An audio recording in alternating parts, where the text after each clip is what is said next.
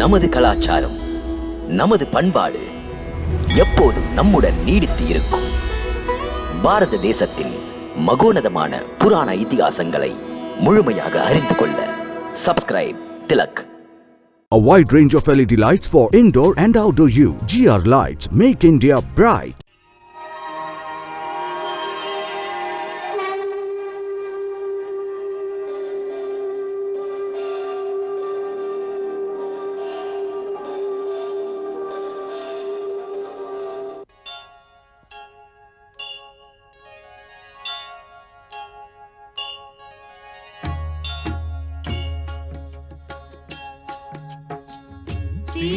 சீதாராமன் புனித கதை கேளீரே, மதுரம் மிகுந்த அனுபவம் பெற வாரீரே.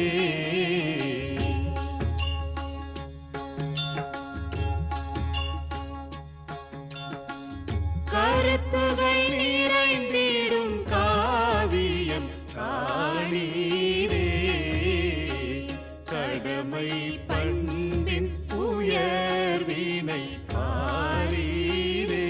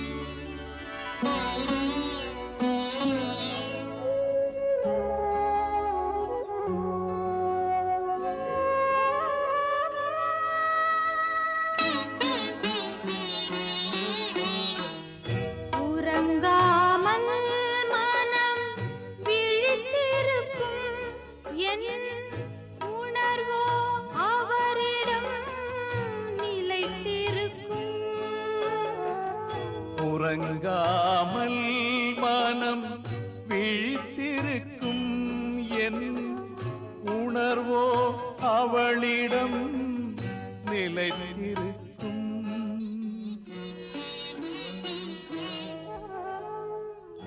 உயிரே உயிரே நீ இல்லாமல் உடல் மட்டும் இங்கே துடிக்கின்றதே.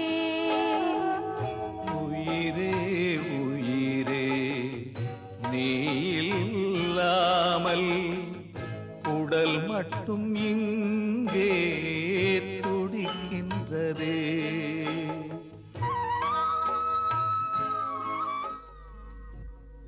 வால்மீகியின் மனக்கடலிலே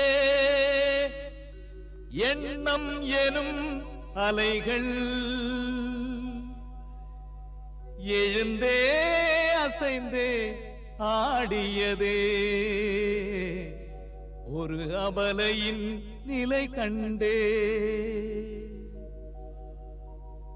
விம்மும் பெண்மனம் விழியிரண்டுமோ கண்ணீர் குளம் அல்ல அல்ல பெரும் சாகரம்.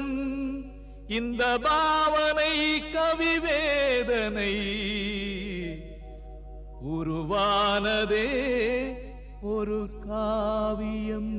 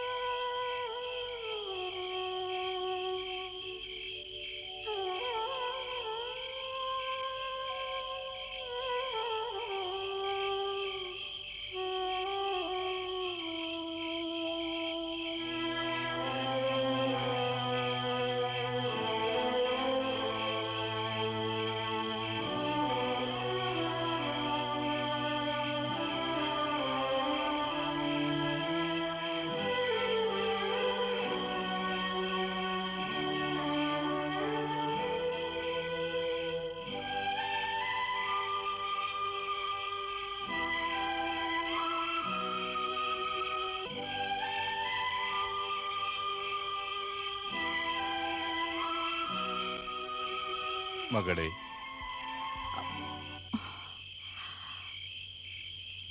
என்ன யோசித்துக் கொண்டிருக்கிறாய்?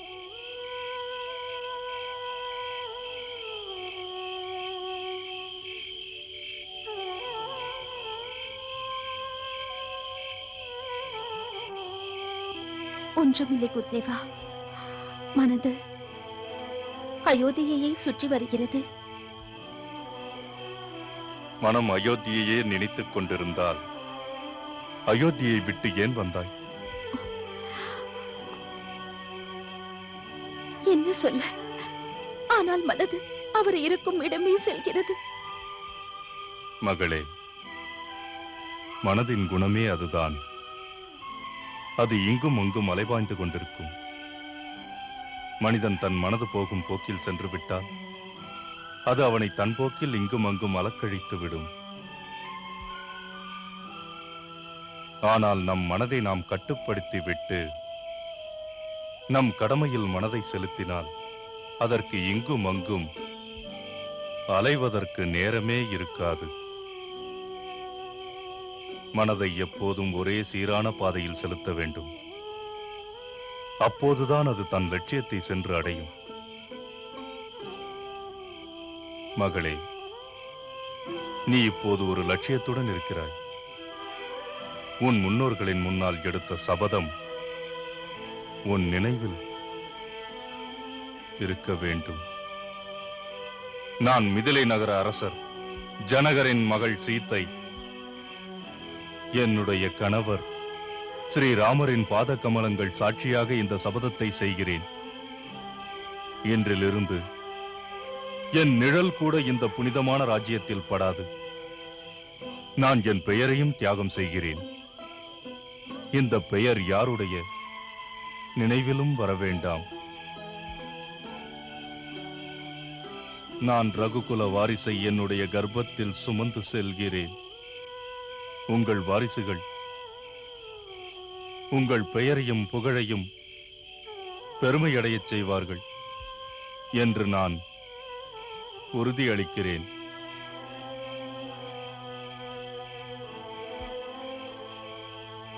வீரத்தில் அவர்கள் தன் முன்னோர்களை மிஞ்சுவார்கள் என்றெல்லாம் சபதம் செய்தாயே.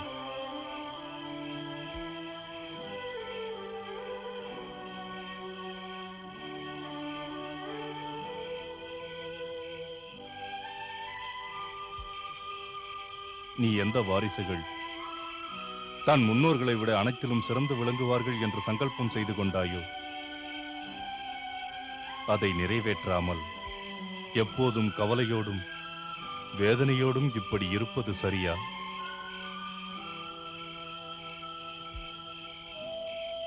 இந்த மனநிலை உன்னுடைய வாரிசுகளை பாதிக்காதா? உன் மனதில் ஒருபோதும் அவநம்பிக்கைக்கும் வேதனைக்கும் இடம் தரக்கூடாது. ஒரு கர்ம வீரனின் தாயைப் போல் உன் வாரிசுகளின் எதிர்காலத்தையும் உன் குலத்தின் எதிர்காலத்தையும் உன் தேசத்தின் எதிர்காலத்தையும் பற்றிய ஒளிமயமான ஒரு சூழ்நிலையை நாலாபுறமும் வளரச் செய்ய வேண்டும். அது மக்கள் அனைவருக்கும் வெளிச்சம் காட்டும்.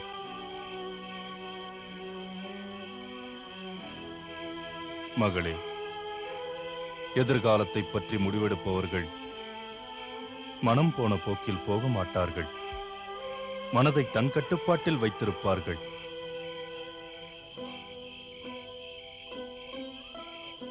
அதனால் மகளே, மனதை அலைபாய விடாமல் உன்னுடைய லட்சியத்தை நோக்கி நட.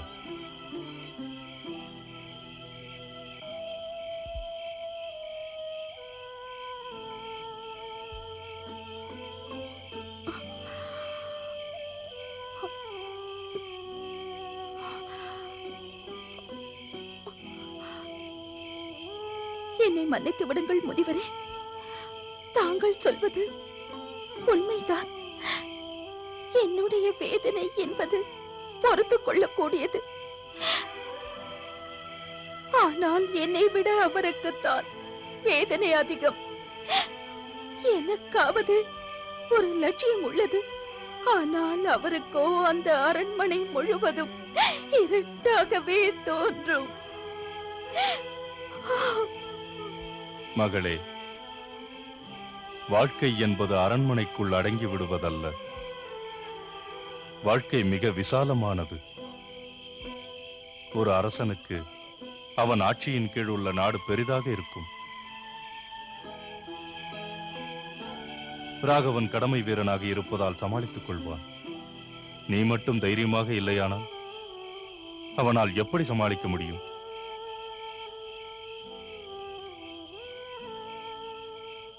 இரு காதலர்களுக்கிடையே மனம் ஒன்றை ஒன்று அவரவர்கள் ரூபத்தை நினைத்துக் கொண்டுதான் இருக்கும். நீ இவ்வாறு துயரமும் துக்கமுமாக இருந்தால் அது அவனையும் பாதிக்கும்.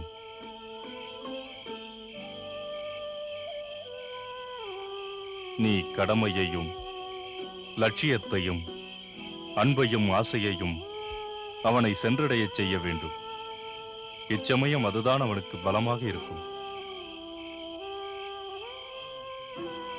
மகளே, அதனால்தான் சொல்கிறேன், கவலையை விட்டுவிட்டு ஒளிமயமான எதிர்காலத்தை பற்றி சிந்திக்கத் தொடங்கு. இதை மறந்து விடாதே. ஒரு மகா தியாகத்தை செய்து மிகப்பெரிய பொறுப்புடன் உன் வாழ்க்கையை நடத்த வேண்டியுள்ளது.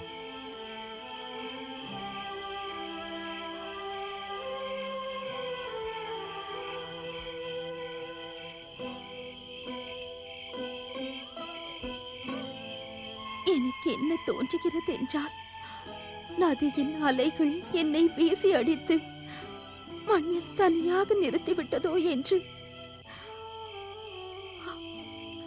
உங்களை வணங்கி கேட்டுக்கொள்கிறேன்.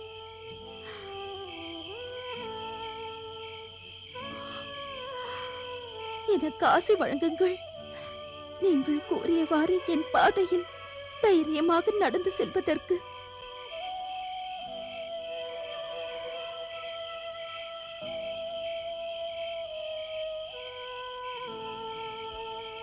தேவி பகவதியின் ஆசீர்வாதம் உனக்கு எப்போதும் உண்டு.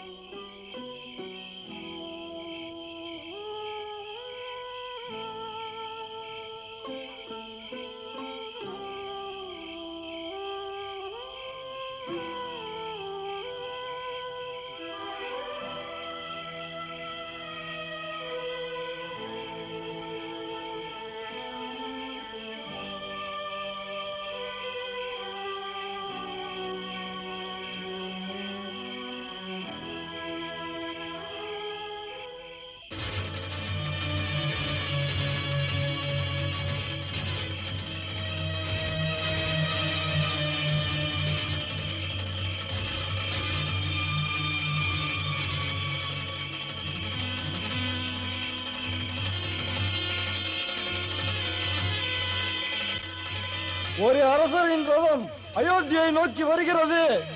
அவருடன் கொஞ்சம் சேனையும் வருகிறது.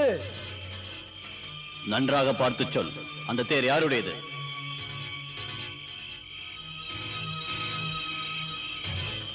இருட்டில் காண முடியவில்லை. உங்கள் சேனைகளை தயாராக இருக்க சொல்லுங்கள். ஆகட்டும் அரசே.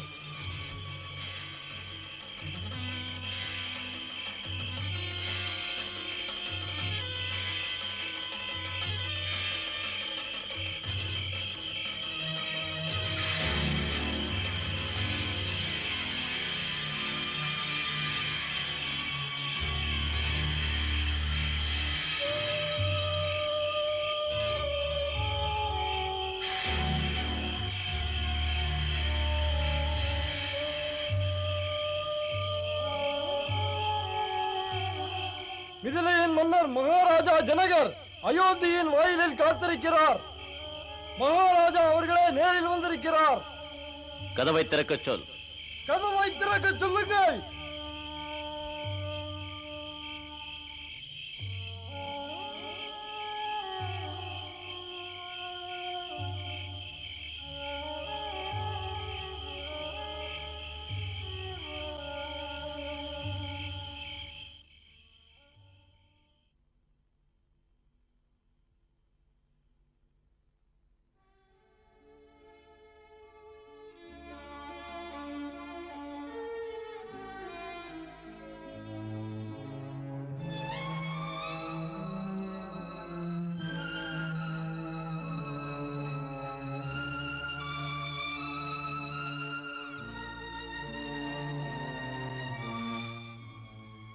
அண்ணா,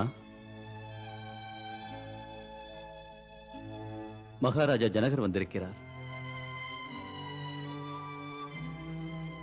மகாராஜா ஜனகரா எங்கே? அரண்மனைக்குள் வந்து கொண்டிருக்கிறார்.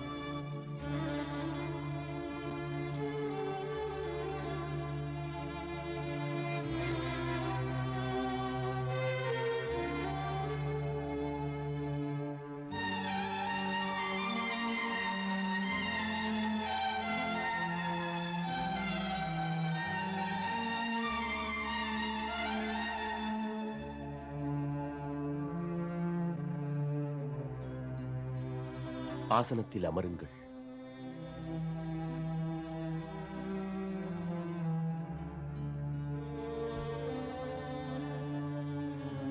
அந்த புறத்திற்கு போகலாமா?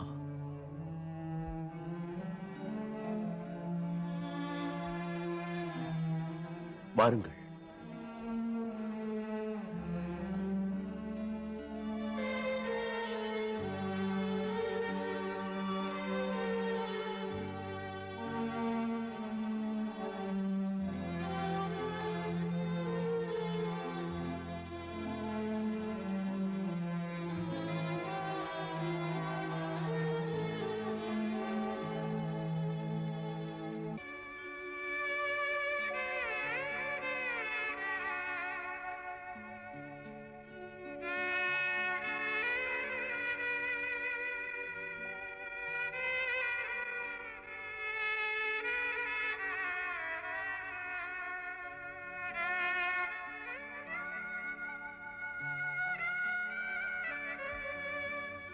ராமா,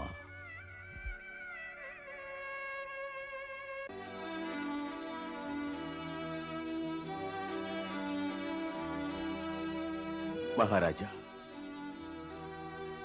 நான் உங்கள் மனவேதனையை அறிவேன், முழுதும் அறிவேன்.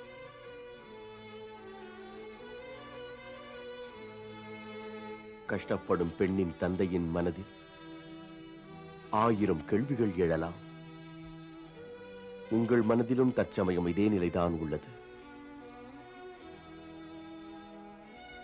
எல்லா கேள்விகளையும் என்னிடம் கேட்க வேண்டும் என்று தோன்றலாம்.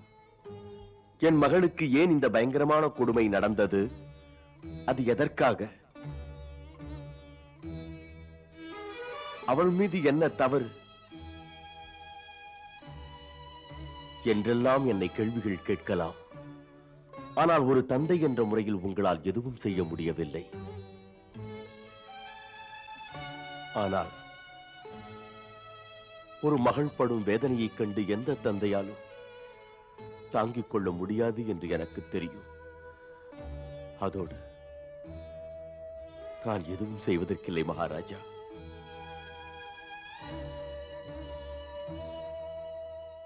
மங்களம் தருபவள் மாதா சீதை, மன்னவன் ராமனின் அன்பு கோதை.